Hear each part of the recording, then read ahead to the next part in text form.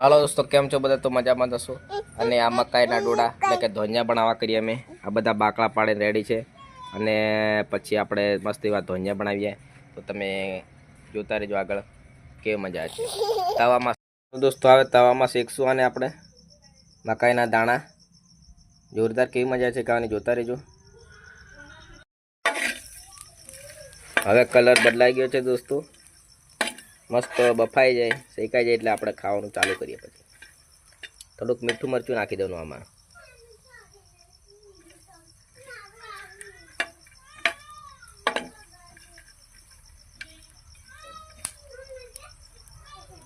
તો હવે કમ્પ્લીટ શેકાઈને ફાઈને તૈયાર થઈ ગયા છે દોસ્તો. જો મસ્ત મજાના ને ખાવામાં મજા આવે.